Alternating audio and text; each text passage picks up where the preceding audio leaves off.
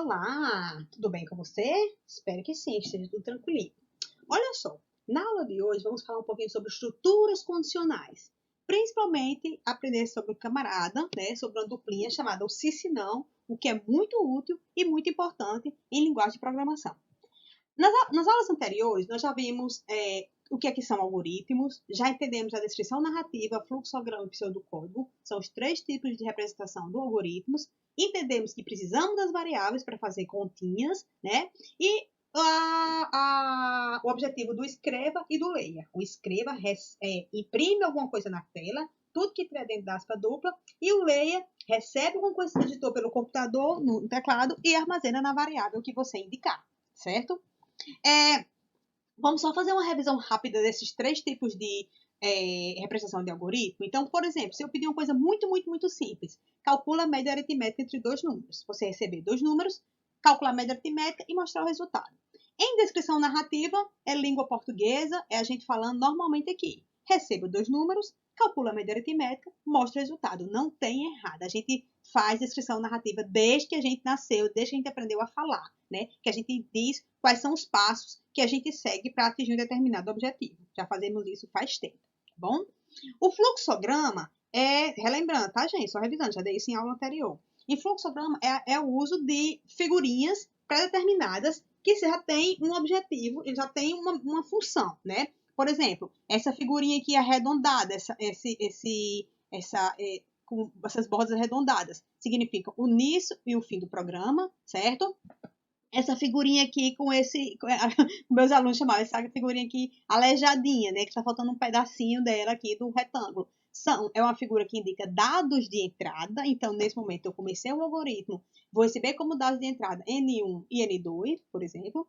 Esse retângulo normal é o retângulo do processamento, né? Então, eu recebi N1, N2. E qual é o meu processamento? Média, recebe, lembra da atribuição? A seta para a esquerda é o que foi calculado aqui. Eu posso armazenar do lado esquerdo da seta, né? Então, eu calculei N1 mais N2 divido por 2. O resultado desse cálculo eu armazeno, eu atribuo na variável média. A figurinha de saída é essa aqui, bem diferente, nessa tortinha aqui, né? Então, a entrada, processamento e saída. Então, mostro como saída a variável média, né? O valor que está lá dentro de média. E fim do algoritmo. Então, o fluxograma é um pouquinho mais complicado que a descrição narrativa. Descrição narrativa, eu só explico o que eu quero. Fluxograma, eu tenho que usar caixinhas pré-definidas para poder identificar meu objetivo. Entrada, processamento e saída. Questão de prova com certeza, tá bom, pessoal? Isso aqui. E pseudocódigo, como é que seria média aritmética? Também vimos aula passada, né? Eu entro aqui no meu Portugal, lá pela internet, e aí declarei, ó, eu tenho três variáveis, N1, N2 e média, elas vão armazenar números reais, e aqui, ó, pedi para imprimir na tela, digita a primeira nota. A pessoa digitou, o que foi inserido, armazena na variável N1. Peço para imprimir na tela, digita a segunda nota. A pessoa digitou, o que foi inserido, armazena na variável N2. E média vai ser a conta simples N1 mais N2, entre parênteses, dividido por 2. Ao final, escreva sua média final é, fecha aspas dupla, vírgula, o que está escrito na variável média, né? Então, se sua média final for 5,5, vai imprimir. Sua média final é 5,5. E aqui fizemos o pseudocódigo. Então, já temos os três tipos de algoritmos, tá? Narrativa, fluxograma e pseudocódigo. E aí vocês podem fazer isso dos três tipos, né? Como é que eu faço para somar 4 números? Então, tarefinha, faça esse algoritmo dos três tipos de representação de algoritmos, tá? Narrativa, fluxograma e pseudocódigo, tá certo?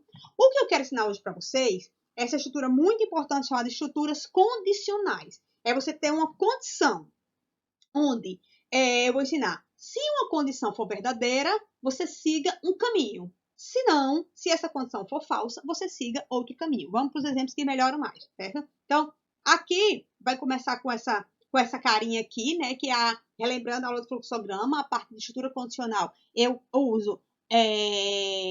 Esqueci o nome dessa figura, gente. Paralelogramo não. E sim, esse quadrado aí modificado, essa posição, certo? É o que eu vou usar para Ela usando também não. Enfim, é o que eu vou usar para representar tomada de decisão, tá? Ou eu vou para o verdadeiro, ou eu vou para o falso, certo? Se uma condição for verdadeira, eu sigo o caminho do verdadeiro. Se não for, eu sigo o caminho, né, da condição for falso. Vamos para o exemplo que melhora mais, tá certo? Existem duas propostas. Primeira proposta, que só faz o se, né?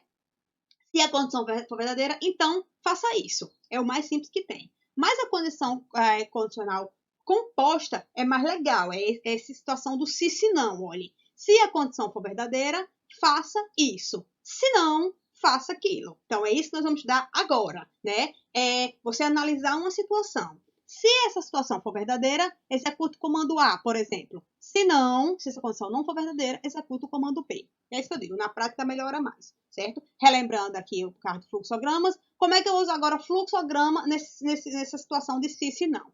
Olha só qual é a minha ideia. A minha ideia é a seguinte coisa. Eu quero receber a idade de alguém via teclado, né? Escreva, digite sua idade, leia o que foi recebido e armazene na variável idade. Estou agora no fluxograma, por enquanto, tá? E o que eu quero? Que após você receber a idade, depois que você lê a sua idade, lê a idade que o cara digitou, você informe é maior de idade ou é menor de idade. Ou seja, você vai verificar a variável idade. Então, vamos seguir aqui. Ó. Início, comecei meu fluxograma, receba como variável de entrada alguma informação e armazene na variável idade. E aqui eu chego nesse paralelogramo, estou cismada com o nome dessa figura. E aqui eu chego nessa figurinha e pergunto, idade recebida é maior ou igual a 18? Se for, entra no se. Então, se for, segue o caminho do verdadeiro, imprima na tela maior de idade. Vá para o final do algoritmo. Pergunto, a idade é maior ou igual a 18? Se não for, segue o caminho do falso, imprima menor de idade e vá para o fim do algoritmo. Então, quando eu precisar do se não, pessoal, o que é o se não? Se não você usa quando você tiver duas possibilidades. Você quer seguir para a direita ou para a esquerda? Você quer ir para a luz ou para o escuro? Você quer ir para o azul ou para o vermelho? Quando você tiver somente duas possibilidades, você usa o se não. Se for verdadeiro, segue por um caminho. Se não, se o que foi perguntado for falso, segue por outro caminho, tá certo? Então, se não é muito bacana. Como seria esse algoritmo idade em pseudocódigo? Aqui está em fluxograma. Como seria em pseudocódigo? Seria isso aqui, ó. Pode abrir o Portugal de vocês aí, tá? E aí seria isso aqui, ó. Inteiro, uma idade X, né? Estou chamando de X. Podia até chamar de idade, podia até ter repetido. Meio que vacilei agora, né? X. E pedir para escrever na tela, ó. Digite sua idade. A pessoa vai digitar 47. Leia o que foi digitado e armazene em X. Então, X nesse momento tem 47. Aí ele pergunta aqui, ó. Se x é maior ou igual a 18, é. Então, ele vai entrar nessa condição aqui, vai imprimir na tela maior de idade. Ou seja, se ele testou essa condição e essa condição é verdadeira, então vai ser executado tudo que está dentro da condição do se. Como eu tinha digitado 47, ele testou x é maior ou igual a 18? 47 é maior ou igual a 18? É. Então, vai imprimir maior de idade. Não vai entrar no se não, pessoal. Já que entrou no se, não vai entrar no se não. Ok? Então, aqui 47 deu tudo belezinha. Suponhamos que eu pego esse mesmo algoritmo e executo de novo, lá no Portugal, aquela setinha verde. Vamos lá. Digite sua idade. A pessoa digitou 7. Leia x, que agora ele vale 7, que a pessoa acabou de digitar.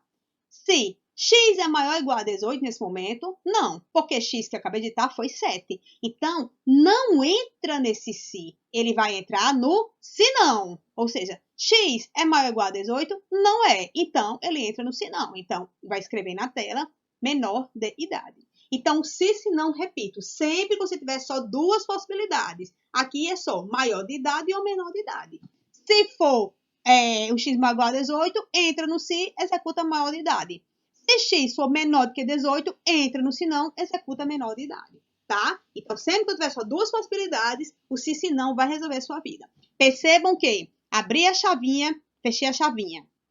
Abri chavinha, fechei chavinha. Essa chave aqui tá fechando desse camarada aqui e essa aqui fecha desse aqui. Abriu a chave, tem que fechar. Se não fechar, vai dar erro, pessoal. Não vacilem nesse ponto, tá certo? E vamos lá, vamos fazer um agora. Olha só, a média aritmética, que eu acho que eu já calculei aí, eu nem me lembro. Calcula a média aritmética das 3 notas das suas provas na UFESA e informe se a pessoa foi aprovada por média ou não. Eu já me antecipei, tá? Eu já abri aqui o meu Portugal, tá? E já fiz o da média aritmética. Percebam aí o que eu fiz. Olha só. Normal. Deixa eu ver como consigo aumentar o tamanho da letra. Ai, consigo, ó. Ó, normal, tá? N1, N2, N3 e média. Criei 4 variáveis. Cada N deles vai receber nota de uma prova. E média é a média que eu vou calcular. E tô pedindo para a pessoa, ó, digita a primeira nota. A pessoa digita, armazena N1. Digita a segunda nota. Escreva. Desculpa. Digita a segunda nota. A pessoa digita, armazena N2. Escreva, digita a terceira nota. A pessoa digita, armazena N3. Somente dado de entrada aqui. E aqui meu processamento, ó, fiz uma conta simples. Média é N1 mais N2 mais N3 dividido por 3, certo? E para imprimir isso na tela. Sua média final é fulano. Aí que vem o se não, olha só. Esse média aqui que acabou de calcular, se média for maior ou igual a 7, escreva aprovado. Se não, escreva reprovado. Ou seja, ou eu entro no se, ou eu entro no se não. Não tenho como entrar nos dois, obviamente, né? Vamos botar para executar para a gente ver isso aqui na prática. Tá aqui executando o meu Portugal. Olha aqui embaixo, digita a primeira nota. Eu digitando 4.5. Gente, pausa. Casa decimal, aqui no Portugal, é ponto, não é 4,5, tá? É 4,5. Então, tirei 4,5 na primeira prova, tirei 5,6 na segunda e tirei 7, vai, na terceira, melhorei um pouco. Aí ele calculou, sua média final é 5,7, mas mesmo assim eu estou reprovada. O que aconteceu? Quando ele calculou que minha média é 5,7, imprimiu na tela e depois ele testou, ó, média maior ou igual a 7, não, porque eu tô aqui com 5,7. Não. Então, ele não entrou no se, ele entrou no se não. Então, imprimiu na tela, reprovado. Vamos fazer uma situação em que eu estou aprovada, que minha média vai ser maior ou igual a 7. Vamos lá. Executando aqui. Vamos lá, digita a primeira nota. Hoje tá notão. 8, 9, 9,5, tá? Então, ó, sua média final é 8,83, imprimiu na tela e depois ele testa, ó. Se média for maior ou igual a 7, média maior ou igual a 7 que tá 8,83, então ele imprima aprovado. Ele entra no se, tá? Então, ou eu entro no se, ou eu entro no se não. Quando tiver somente duas possibilidades, eu uso o se não tranquilamente. Tá bom, pessoal? Então, média aritmética, vocês podem até testar aí também com vocês, para vocês saberem. A primeira parte que o CIGA faz é isso, calcula a média aritmética de vocês. Esse é o primeiro momento do CIGA.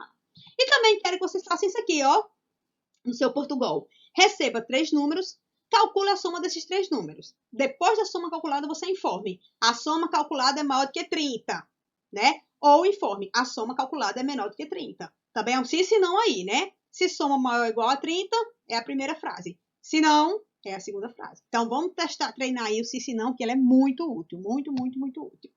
E aí também tem um camarada chamado o I. É muito interessante também. É o fato de eu testar duas condições, certo? Testar uma condição uma e outra condição. Vamos por exemplo. Olha aqui esse meu algoritmo da natação, certo? O que é meu algoritmo da natação? Eu sou técnico de uma equipe de natação e eu só quero que na minha equipe, quem tiver acima de 18 anos de idade e tenha mais de 1,70 m de altura. Eu não quero gente pequenininha e nem menor de idade. E assim eu posso fazer. Vamos seguir aqui esse algoritmo. Ó. Duas variáveis, né? Real, x e y, tudo bem. E eu botei, ó, digite sua idade. A idade que a pessoa digitar, armazena na variável x. Ok. Digite sua altura. A altura que a pessoa digitar, armazena a variável y. Ok também. E aqui é o meu se, olha só. Se x maior ou igual a 18 e y maior ou igual a 1,70, ou seja, se e somente se as duas condições forem verdadeiras, escreva, você pode participar da equipe de natação. Se não, se pelo menos uma delas for falsa ou as duas forem falsas, eu entro no se não. Ou seja, a pessoa pode ter até 1,80 m, mas tem 16 anos. Então, não está respeitando o I, né? Eu tenho que ter maior do que 18 e maior do que 1,70, tá bom? Então, se a pessoa tem 20, mas tem 1,60 m, também não entra no meu time. Então, se uma das duas forem falsas, e se as duas forem falsas também, entra no se não, tá? Então, só vai entrar no meu se for maior ou igual a 18 e y maior ou igual a 1,70. Então, você pode fazer isso, gente. Você pode testar mais de uma variável. E você pode botar quantos i's você quisesse aí. E isso, e aqui a pessoa só entraria no se todas as suas condições estivessem dentro do seu se fossem verdadeiras, tá certo? Então, você pode fazer um i aqui, pode fazer um ou, tá? Você pode fazer um i no seu Portugal também. Não vou fazer para ganhar tempo, então peguem esse algoritmo e testem no Portugal de vocês, tá certo? Então, nesse momento fico por aqui, encontro vocês na próxima aula. Tchau!